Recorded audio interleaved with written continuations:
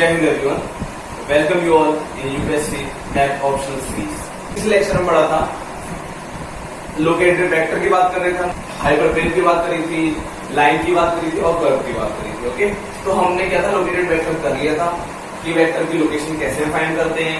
फिर हाइपरप्लेन के बारे में थोड़ा सी बात कर ली थी। अब बात करते हैं इक्वेशन क्या होगी हाइपरप्लेन की। देखो, जो भी प्लेन होता है उसमें एक्स से मतलब हमारा क्या हाइपरप्लेन है, ठीक है। तो इसे हमने एक्स से रोटेट कर दिया। ये मैंने बताया था, ये वेक्टर होता है 90 डिग्री परपेंडिकुलर होता है हमेशा प्लेन के, ठीक है। तो ये क्या हो गया हमारा, ये दे दिया a1 b1, मतलब a1 और a2 डॉट डॉट a अंदर चला जाएगा, जो u होगा इसकी वैल्यू ये होगी, ठीक है। तो चलो हम यहाँ लिख देते हैं, क्या लिख देते हैं, u equal to a1 a2 a3 a4 a5 dot dot dot an। ये पॉइंट हम क्या मान लेते हैं, ये पॉइंट हम मान लेते हैं हमारा b1 b2 और b3। ओके, ये क्या मान लो, ये मान लो q1। ओके, तो ये हमने दो इसको पॉइंट ले लिए। जब ये हमारा टच कर रहा होगा, यहाँ पर भी तो कोई ना कोई पॉइंट होगा, तो क्या हो जाएगा, ये x1 x2 x3 ये xn तक हो जाएगा, ठीक है। तो हम इसे कैसे लिख सकते हैं, हम इसे ऐसे लिख सकते हैं, क्योंकि ये a1 x1 plus a2 x2 plus a3 x3 plus dot dot dot equal to plus dot dot dot plus an xn equal to b, ठीक है। तो फिर अब देखो, जो हमारी पॉइंट है, ये लाइन है, जब मतलब प्लेन के ऊपर देखो आ लाइन, ठीक है, ओवर आ हाइपरप्लेन, तो हाइपरप्लेन को ऐसे लिख दो, ठीक है। तो जो लाइन है, अब वो लाइन क्या करेगी, इस इक्वेशन को सेटिस्फाई करेगी ना, तो इसमें इसकी वैल्यू पुट कर दो कि नाउ पुट द वैल्यू किसकी, ऑफ p एंड q की, इसे पुट करनी है एक के बाद, मतलब x की जगह पुट करना है, ठीक है। अब देखो सेटिस्फाई कर जाएगा, तो हमारी पहली इक्वेशन में क्या आएगी, पहली इक्वेशन आएगी हमारी a1 b1 plus a2 b2 plus a3 b3। Okay, ये किसके इक्वल होगा, ये b के इक्वल होगा, b के इक्वल। ओके, अब जो सेकंड इक्वेशन हमारी बन जाएगी, तो हमारी सेकंड इक्वेशन क्या बनेगी, सेकंड इक्वेशन हमारी बन जाएगी a1 q1 plus a2 q2 plus a3 q3 equal to b हो जाएगा। अब इसे क्या करेंगे, इसे कर देंगे हम सब्ट्रैक्ट, ठीक है। अब इसे मान लो अगर हम सब्ट्रैक्ट कर दिया, इसे आप कर दो सब्ट्रैक्ट, ठीक है, तो क्या हो जाएगा, देखो ये तो 0 हो जाएगा इक्वल टू 0। तो देखो यहाँ से क्या आ जाएगा, a1 कॉमन आ जाएगा ना, a1 कॉमन ले लो, क्या आ जाएगा अंदर, b1 माइनस q1, यहाँ से क्या आ जाएगा कॉमन, a2 कॉमन ले लो, क्या हो जाएगा हमारा, हो जाएगा p2 minus q2 plus a3 common ले लो, यहाँ से क्या कॉमन आ जाएगा हमारे पास, आ जाएगा p3 माइनस q3। ओके, तो ये इक्वल टू 0, ये हमारी क्या होगी, ये हमारा क्या a क्या है, ये u है, तो u डॉट pq हो गया, ये कितना आ गया, ये 0 आ गया। तो मतलब ये क्या रिजल्ट क्या बता रहा है, ये रिजल्ट बता रहा है कि ये हमारा क्या है, परपेंडिकुलर है, परपेंडिकुलर। जैसा कि आपको बताया था ना कि किसी भी दो वेक्टर का अगर डॉट 0 हो तो परपेंडिकुलर हो, तो इसके लिए जो कंडीशन बनती है क्या बनती है, ये लिख लो आप, u डॉट pq क्या होगा, अगर 0 है तो मतलब ये बता रहा है कि ये ऑर्थोगोनल है। ओके, तो ये बता रहा है कि ऑर्थोगोनल, क्यों लाई किस कर रहे हैं, किसी x में, जबकि हमारे x में लाई कर रहे हैं, तो ये क्या करेंगे, ये हमारी इक्वेशन सेटिस्फाई करेंगे, तो मतलब जो p होगा वो भी सेटिस्फाई करेगा, जो q होगा वो भी सेटिस्फाई करेगा। तो इसलिए मैंने यहाँ वैल्यू पुट कर दी है, जब वैल्यू पुट कर देंगे इनको तो सब्ट्रैक्ट करेंगे तो ये 0 बराबर हो जाएगा। तो यहाँ से हमारा क्या प्रूफ हो जाएगा कि ये परपेंडिकुलर है। तो हमने यहाँ प्रूफ कर दिया कि यूनिट वेक्टर हमेशा से परपेंडिकुलर हो, line in r, line in rn। Okay, अब बात करें तो भी लाइन है rn स्पेस में, तो हम किसकी बात कर रहे हैं, लाइन का होती है, लीनियर इक्वेशन हमारी किस में होती है, r की पावर 2 में, इसी याद रखना। और जब क्लियर आएगी तो हमारा प्लेन हो जाएगा, द लाइन इन r की पावर n पासिंग थ्रू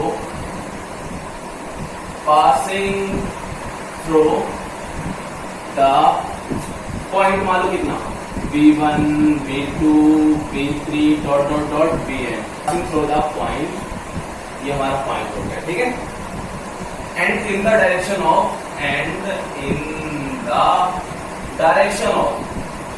इसमें किसकी बात कर रहे हैं? Direction of vector non zero vector. जिस नॉन जीरो वेक्टर यू ले लो, यू तो पता ही है आपको, ए आई, ओके, आई आप जानते हो, a1 a2 a2 dot dot a n consist of the point, consist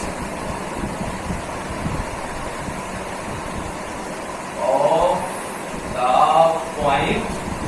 अब मान लो कोई x ले लेते हैं, equal to x1 x2 dot dot dot xn, satisfied, okay. तो ये सेटिस्फाइड pt प्लस q।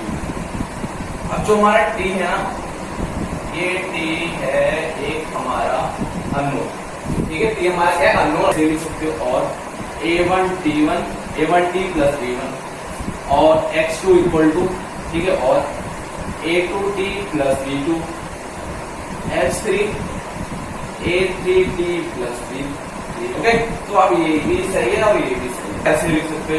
और ये भी देखो, ये भी सही तरीका हमारा, ये भी तरीका हमारा सही है। और एक तरीके में क्या है कि L T equal to a1t plus b, ठीक है, हम लिख सकते हैं। हमारा t है ना, जो हमारा t है ये किससे बिलोंग कर रहा है? ये हमारा बिलोंग कर रहा है रियल नंबर से, okay. t belongs to r, मतलब r देखो हमारा रियल नंबर हुआ, देख लो यहाँ पर r हमारा हुआ रियल स्पेस नहीं है, रियल नंबर।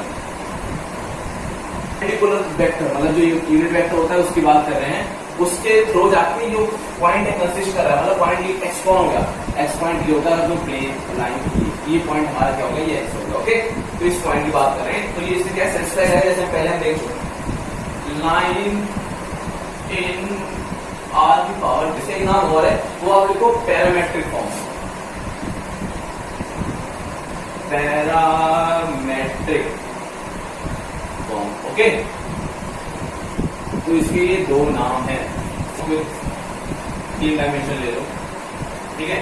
ये x मान लो, ये z कर दो, ये y कर लो। यहां से हमारी एक लाइन पास कर रही है, लाइन ये लाइन हो गई, हमारा हो गया x। और ये हो गया जो हमारा पॉइंट की बात कर रहे थे b1 b2, ये क्या हो गया? b1 b2 dot dot dot bn। और जो x हमारा क्या हो गया? ये हमारा हो गया pt प्लस u, या फिर a1t प्लस ये हमारी होगी लाइन। और जो t है बिलोंग करता है, ये शुरू करते हैं हाइपरप्लेन में। क्वेश्चन हमारा है let h be a plane in R3, ठीक है। R3 हमारा प्लेन है, corresponding to the linear equation. Linear equation ये दे रखी, मतलब प्लेन की इक्वेशन है, ठीक है। ऑब्जर्व है कि हमारा p पॉइंट ये है, q पॉइंट ये है। ऑफ द सॉल्यूशन, मतलब सॉल्यूशन भी दे रखा है, सॉल्यूशन की point of the equation, equation की सॉल्यूशन है, ठीक है। तो हमें क्या करना है? p और q are the directed line segment. तो हमें बताना है कि हमारे डायरेक्टेड लाइन सेगमेंट है नहीं, ओके। तो पहले क्या करते हैं? Hyperbolic plane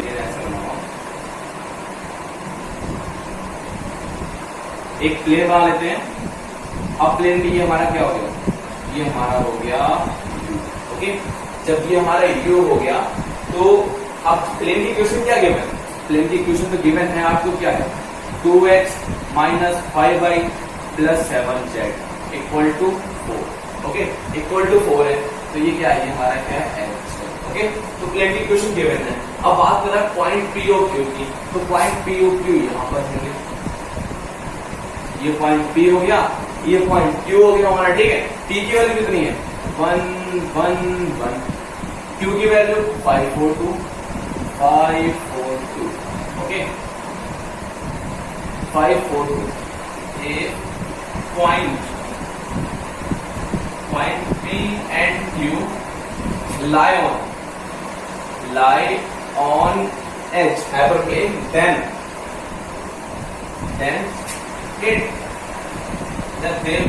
they must satisfy linear equation, ठीक है। तो मतलब क्या होगा कि हमारा जो पॉइंट है ये लीनियर इक्वेशन सेटिस्फाई करेंगे, अगर प्लेन में हमारे करते हैं। देख लेते हैं, चलो। Equation 2x minus 5y plus 7z equal to 4, ठीक है। अब पॉइंट डालते हैं हम P, तो P पॉइंट हमारा कितना है? 1 1 1, ठीक है। तो देखो ये हमारा क्या होगा, इसे हम ले लेते हैं RHS। चलो इसमें पुट कर देते हैं 2 into 1 minus 5 into 1 plus 7 into 1, तो कितना आ जाएगा 2 minus 5 plus 7, तो 5 और 9 इक्वल 4 हो गया। ठीक है, तो देखो यहां से क्या कंक्लूजन आ गया, तो RHS इक्वल टू LHS। ठीक है, तो मतलब क्या है कि हाँ सेटिस्फाई कर रही है। अब चलो क्यू पॉइंट दे देते हैं, जो क्यू पॉइंट हमारा कितना है 5 4 2 है, इसे पुट कर देते हैं इस इक्वेशन में। 2 into 5 minus 5 into 4 plus 7 into 2। ठीक है, ठीक है, अब क्या आएगा 5 to Z 10 minus 20 plus 40, जो कितना आया, ये करेंगे 24 20 मतलब 4 आ गया। तो यहां पर भी क्या हो गया RHS इक्वल टू LHS। ठीक है, तो मतलब ये तो हमारा सेटिस्फाई करेगा। यहां से हम ये रिजल्ट बोल सकते हैं, point P and Q is a solution of 2x minus 5y plus 7 z equal to 4। तो मतलब जो ये कंडीशन थी कि ये सॉल्यूशन है, मतलब ये सेटिस्फाई हो गई, मतलब एक क्वेश्चन तो हमने यहाँ पर कर दिया। ठीक है, चलो अब वो नेक्स्ट क्वेश्चन क्या करना है, हमें दिखाना है कंडीशन प्रूफ कौन सी करनी है। कंडीशन प्रूफ हमें ये करनी है u dot P Q equal to 0, मतलब ये दिखाना है कि इसके परपेंडिकुलर है नहीं है। तो पहले हमें पी क्यू फाइंड करना है। ओके, चलो पी क्यू फाइंड करना है, पी क्यू फाइंड कर लेते हैं। पी क्यू फाइंड करना है, यही दबा देते हैं आपको। देखो पी क्यू की बात करते हैं, तो हमारा पी क्यू कैसे निकालेंगे, Q माइनस P हो जाएगा। ठीक है, तो Q कितना है हमारा, Q है 5 माइनस 4, 5 में से बन गया तो 4, कॉमा 4 में से बन गया तो 3, कॉमा 2 में से बन गया 1, तो ये हमारा हो गया पी क्यू। ठीक है, अब हम इसमें पुट कर देंगे U into P Q. You कितने, ये U की इक्वेशन है ना, तो यहाँ से U की पॉइंट कितने आएंगे, तो यहाँ से U के पॉइंट आएंगे, इस इक्वेशन से U के पॉइंट निकालते हैं। तो इस इक्वेशन से जो हमारे U के पॉइंट आएंगे, U के पॉइंट क्या आएंगे 2 माइनस 5 7।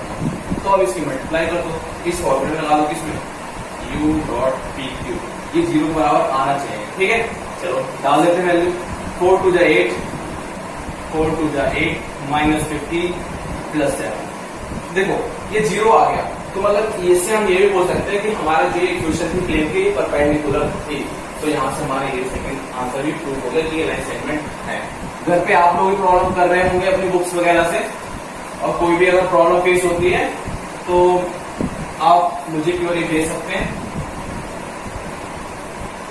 ऐसे तो प्रॉब्लम फेस नहीं होनी चाहिए, क्योंकि हम लोग बहुत अच्छे लेवल से लेके चल रहे हैं।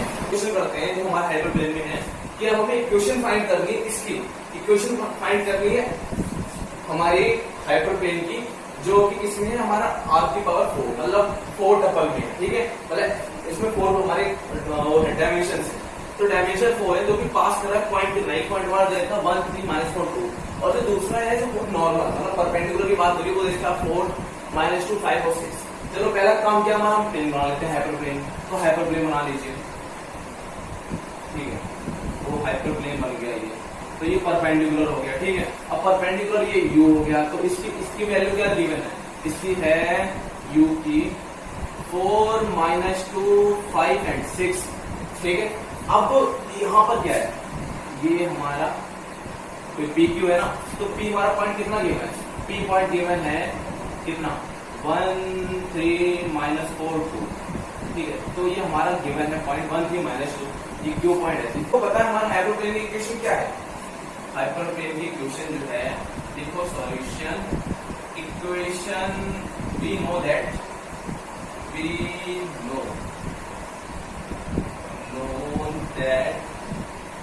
द जर्नल, ठीक है, the general equation of hyperplane for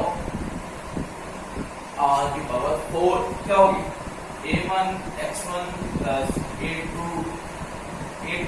x2 plus a3 x3 plus a4 x4।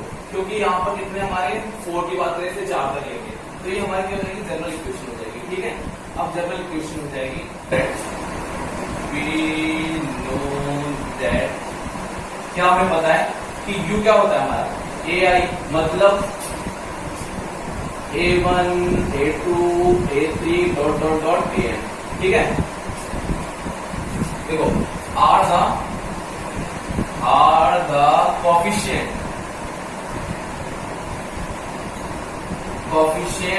of equation of hyperplane, okay. तो यहाँ पर इक्वेशन है, तो यहाँ से अगर आप इसे कंपेयर करोगे इसके साथ में तो हमारा, ठीक है, y कंपेयरिंग लिख लो, y, चलो लिखते हैं y कंपेयरिंग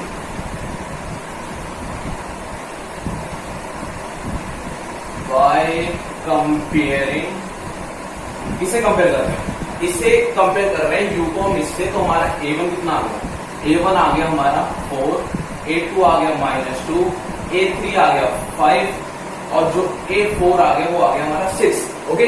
अब हम इसे पुट कर देंगे, चलो इसे पुट कर दो, क्या आ जाएगा, a1 कितना है 4x1 -2x2 plus 5x3 plus 6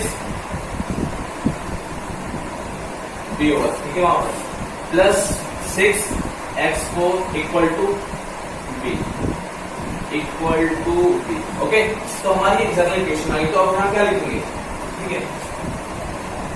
अब वो जो पॉइंट हमें गिवन है, पॉइंट हमारा क्या है, p कितना है, p है 1 3 -4 2, तो ये क्या करेगा, ये हमारा इस इक्वेशन को सेटिस्फाई करेगा, ओके, क्योंकि ये क्या कर रहा है, प्लेन के ऊपर लाई कर रहा है, तब वो सेटिस्फाई करेगा।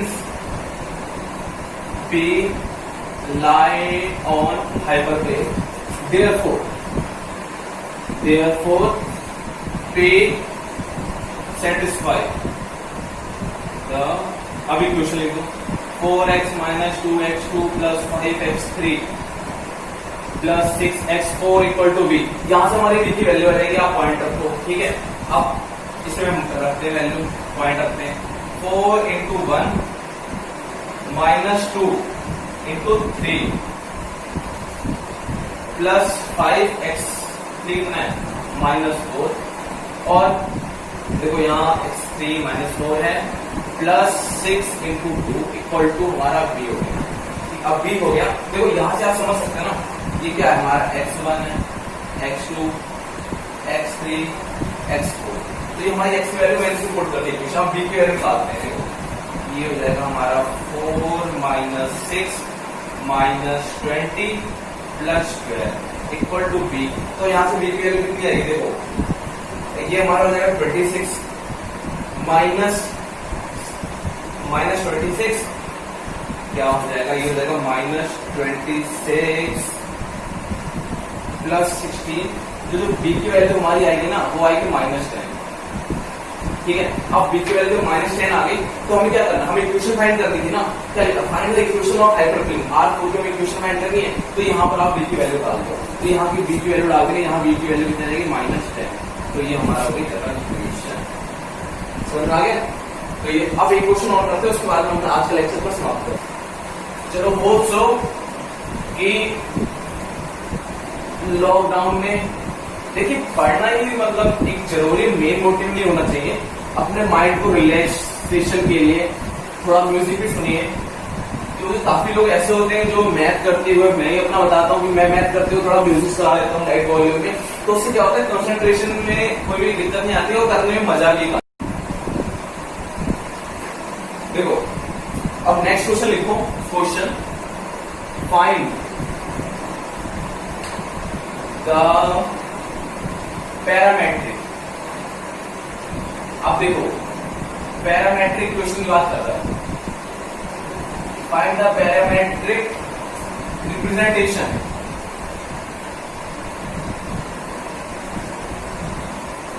किसकी बात कर रहा है, ये लाइन की बात कर रहा है, ठीक है। ऑफ द लाइन, देखो आगे बात of the line L in R की पावर 4, ठीक है, 4 की बात कर रहा है।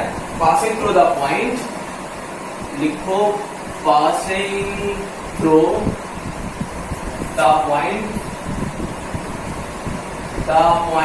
P और पी पॉइंट की जो वैल्यू है वो वैल्यू है 1 2 3 -4 and in the direction of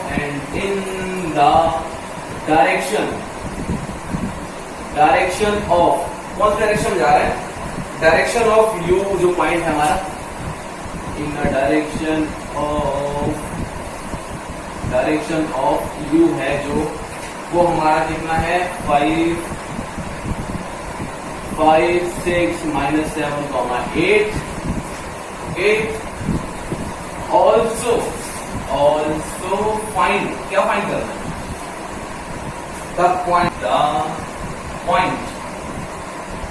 point Q on line when, क्या T गिवन है, T इक्वल टू 1 पे हमें फाइंड करना है, T इक्वल टू 1। तो गिवन क्या है? हमें गिवन है हमारा स्पेस, गिवन है क्या? स्पेस क्या है हमारा? R की पावर 4, मतलब ये क्या 4 टपल की बात कर रहे हैं। ओके, अब हमें स्पेस गिवन है तो हमें पता है कि we know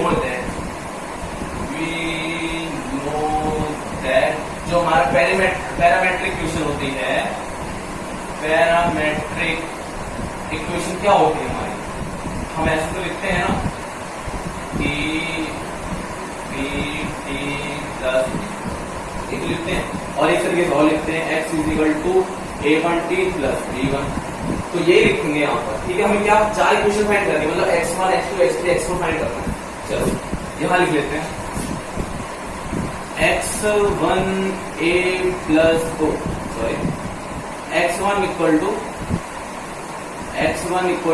a1t + b1, x2 = a2t + b2, x3 = a3t + b3, x4 = a4t + b4। ठीक है, तो हमें 4 फाइंड करनी है। तो आपको देखो यहां से हमें जो B है, क्या पॉइंट है ना जिससे पास कर रहा है, तो हमारा P कितना गिवन है? तो P है, तो यहां से आपको B1 की वैल्यू कितनी मिल जाएगी? तो जो B1 है = 1, देखो P है वो कितना है? B1 B2 B3 और B4। ठीक है, तो यहां से हमारी कितनी वैल्यू हो जाएगी? तो जो B1 हो जाएगा, B1 लिख लो कितना 1, B2 कितना हो जाएगा 2, B3 कितना हो जाएगा 3 और B4 कितना हो जाएगा -4। अब आपको पता है U कितना होता है? A1 A2 A2। अब A1 की वैल्यू कितनी रहेगी U से? A1 A2 A3 A4। ठीक है, तो जो A1 की वैल्यू कितनी रहेगी हमारी 5, A2 की वैल्यू कितनी रहेगी 6, A3 की वैल्यू हो जाएगी -7 और A4 की वैल्यू रहेगी 8। चलो ठीक है, अभी क्या बोला हमें? पैरामीट्रिक रिप्रेजेंटेशन करनी है। तो ठीक है, अब पैरामीट्रिक रिप्रेजेंटेशन ऐसी होती है। चलो अब x1 कितना हो जाएगा, इसमें वैल्यू डाल देंगे। x1 A1 की वैल्यू 5 t प्लस b1 कितना है 1, x2 कितना है? x2 हमारा हो जाएगा 6t + 2, x3 कितना होते हैं? x3 कितना है -7t + 3 और x4 की बात करते हैं। x4 कितना हो जाएगा हमारा? x4 हमारा हो जाएगा, x4 कितना हो जाएगा 8t -4। ठीक है, तो ये हमारा कितना हो गया? ये हमारा हो गया पैरामीट्रिक रिप्रेजेंटेशन। ठीक है, अब बात किसकी करते हैं? हमें फाइंड करना पॉइंट Q। तो Q फाइंड करना है तो ये Q पॉइंट पे क्या करना होगा? हमें कितने पे? T1 पे। ठीक है, तो पॉइंट Q at t = 1, तो हम इसमें t की जगह 1 पुट कर देंगे। ओके, चलो ठीक है, अब पुट करते हैं इसमें। तो जो हमारे नेक्स्ट जो पॉइंट आएंगे तो क्या आ जाएंगे? x1 कितना आ जाएगा? अगर यहाँ 1 पुट किया 5 × 1 + 1 6 हो गया। x2 हमारा कितना हो जाएगा? 6 × 1 + 2 कितना हो जाएगा 8। x3 हमारा कितना हो जाएगा? -7 × 1 + 3 मतलब ये हो जाएगा -4। अब बात करते हैं x4 की बात। जो x4 हमारा कितना हो जाएगा? 8 × 1 - 4 = 4। तो जो हमारा जो पॉइंट हो गया, पॉइंट Q हमारा क्या हो गया? पॉइंट Q हमारा हो गया 6, 8, -4, ओके। तो ये यहाँ से हमने फाइंड कर लिया। अंडरस्टूड? इतना आपको समझ में आ गया। देखो 6, 8, -4 ये हमारा क्या हो गया? हमारा पॉइंट Q हो गया। एक बार चेक भी कर लेते हैं। 6, 8, -4 सही है, ठीक है ना? तो देखो यहाँ से आप समझ में आ गया कि अगर पैरामीट्रिक रिप्रेजेंटेशन की बात करेंगे तो हम इसे ऐसे रिप्रेजेंट करेंगे। ठीक है, पैरामीट्रिक रिप्रेजेंटेशन हमारी ये होती है तो ये हमें पैरामेट्रिक करती है, मतलब यहाँ आंसर हमारा 1 हो गया। ठीक है, बाकी सेकंड पार्ट होता है पॉइंट फाइंड करना है, तो सेकंड पॉइंट फाइंड हमने पॉइंट ही फाइंड कर लिया। ओके, तो होप सो कि आपके समझ में आ गया होगा और मिलते हैं आपसे नेक्स्ट लेक्चर में।